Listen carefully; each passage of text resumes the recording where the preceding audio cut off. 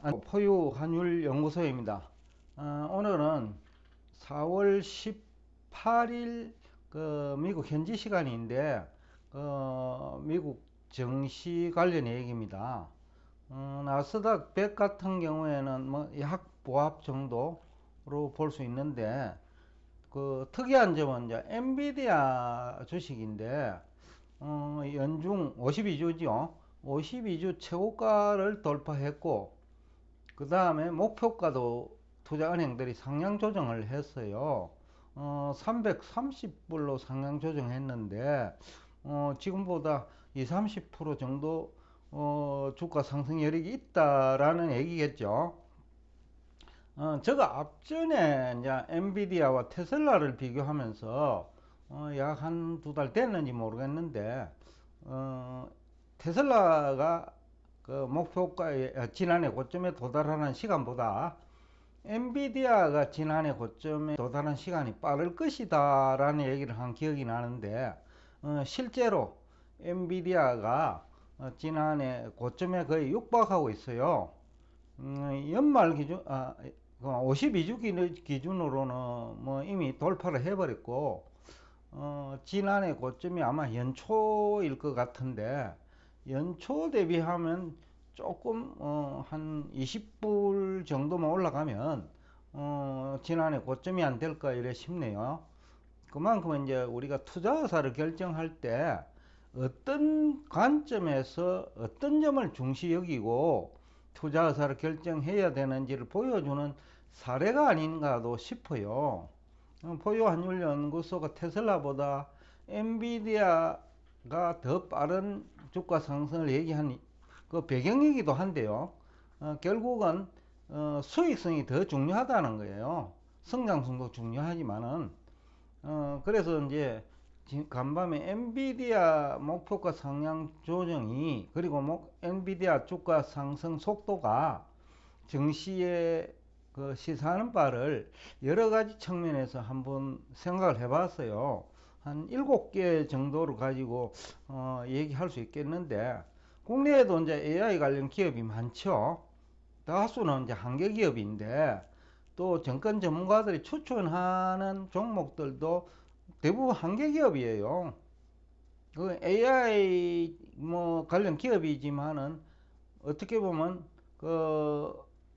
AI에 필요한 반도체도 제대로 확보하기 힘든, 즉 제품 생산을 하기 위해서는 GPU가 많이 필요한데 GPU 가격을 이제 고려하면 사실상 AI 제품 생산이 어려운 기업까지 AI 관련 기업이라고 추천하거든요.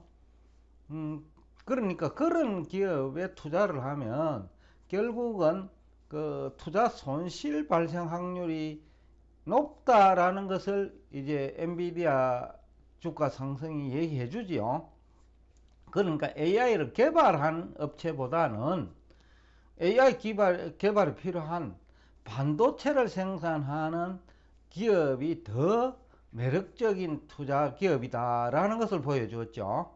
2차전지도 마찬가지예요. 2차전지를 생산하는 업체와 지금 우리 국내에서는 2차전지 생산 업체가 뜨겁죠. 그런데 본질은 리튬이나 니켈 생산 업체가 오히려 낫다라는 거예요. 대표적으로 이제 포스코 홀딩스지요. 2차전지 생산 업체의 주가는 많이 올라가지만은 결국 수익성은 시간이 가면 리튬과 니켈 생산 업체 수익성이 높을 거다. 그러니까 지금이라도 2차 전지를 생산하는 업체보다는 리튬이나 니켈을 생산하는 업체에다 투자하는 것이 안전하면서 장기적으로 수익성도 높을 것이다 라는 것을 엔비디아가 보여주고 있죠.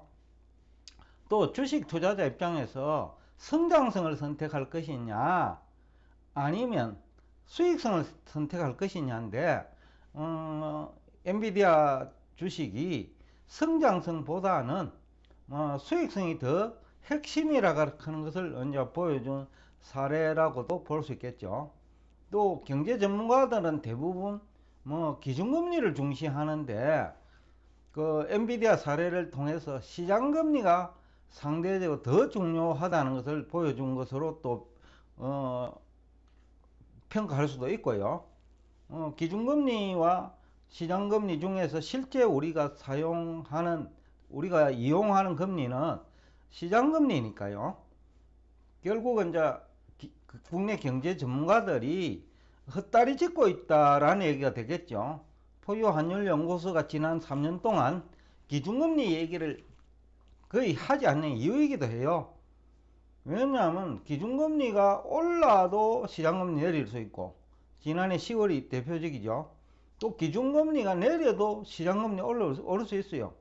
지난해 3월 이전, 2022년 3월 이전에는 시장금리는 오르고 있었지만 기준금리는 그대로였어요.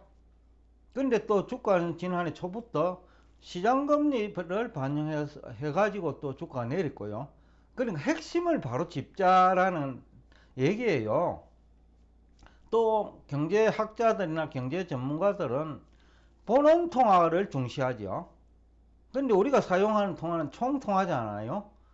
그러니까 본원 통화 중심으로 얘기하는 경제 전문가들 얘기 듣고 주식시장, 채권시장, 외환시장, 그리고 부동산 시장에 참여하면 실패할 확률이 높다는 거예요.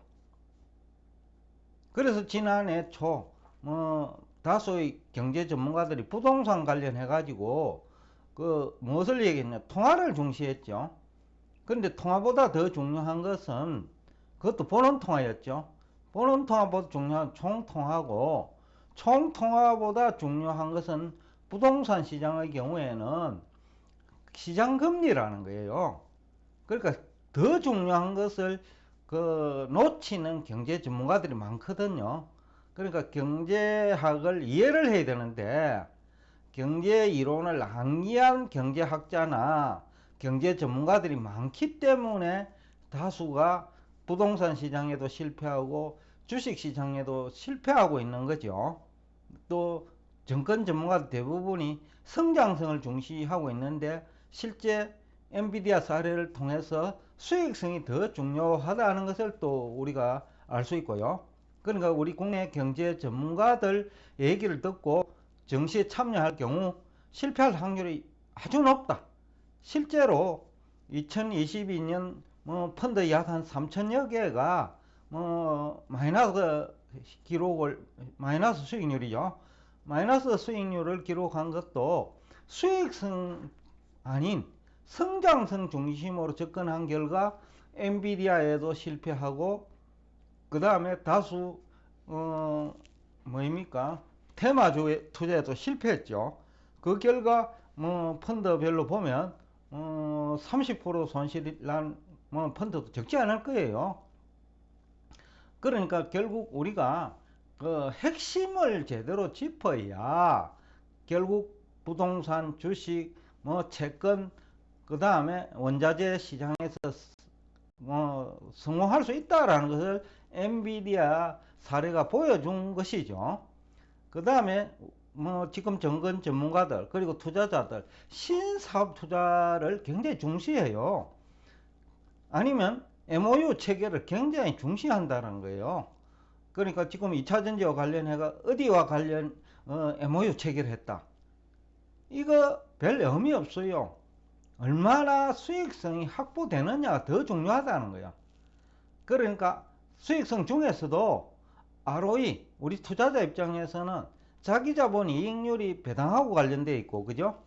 그리고 주당 순이익하고 관계되어 있으니까 투자를 어디에 한다, MOU를 어디에 하고 체결한다 보다 더 중요한 것은 자기 자본 이익률이고 EPS고 그런 거라는 거죠. 또 금리도 기준금리보다는 시장금리가 중요하고, 시장금리보다 중요한 것은 신용등급이다 라는 얘기가 가능하겠죠. 하여튼 오늘 얘기를 한 목적은 여러분들이 투자 의사를 결정할 때 정권 전문가들이나 경제 전문가들 얘기를 그대로 인용 내지는 따를 것이 아니라 제대로 얘기를 하고 있는지, 즉 핵심에 벗어난 그 논리 전개는 하는 것은 아니냐, 또 핵심은 빠진 것은 아니냐. 얼마 전에도 제가 그 실리콘밸리 은행 파산 사태에도 핵심은 파산이 된 이후에는, 그죠? 핵심은 그 예금보험공사나 연준이나 그리고 시장 실패 책임이 있는 정부지요. 근데 그 얘기를 속 빼버리고 그 파산 그 자체에 그 중심을 두고 논리를 전개하다 보니 소설이 되어 버린단 말이죠. 그리고 뭐 연쇄도산 내지는 그 다음에 그 신생기업 또 그 뭐 충격 이런 걸 중시하다 보니까 공매도를 하거나 인버스 투자를 했단 말이죠. 그 결과 성자와 패자의 수익률 격차는 막 30% 늘어날 수 있는 거예요. 근데 이것이 장기적으로 보면 300%, 500%가 된단 말이죠. 얼마 전에 제가 얘기를 들었습니다만은 포유 환율 연구소 대표님의 경우에는 이제 얼마 남지 않아 가지고는 뭐 불과 한 7, 8개월 동안에 100% 수익이 발생하는데 3,000개 펀드는 다 마이너스단 말이죠. 이것이 한 5년간 지속되면요, 약 500에서 1000%도 넘게 차이 나요. 제가 볼 때는 한 5000% 차이 날 것 같아요. 그러니까 핵심을 제대로 알고 우리가 방송을 들어야 되고, 또 전문가의 얘기를 들을 때도 핵심을 가지고 얘기하느냐, 아니면 핵심은 빠져 있는 것은 아닌지 라는 측면에서 그 신중하게 방송을 뭐 한 번만 들을 것이 아니라 다시 돌려보고 또 반대되는 얘기를 하는 그런 전문가의 얘기도 한번 들어보면서 투자해서 결정을 하면 여러분들이 그 안전하면서 수익률도 제고할 수 있다 라는 얘기를 하면서 오늘 여러분과 대화를 여기서 끝내겠습니다. 오늘도 끝까지 경청해 주셔서 대단히 감사합니다.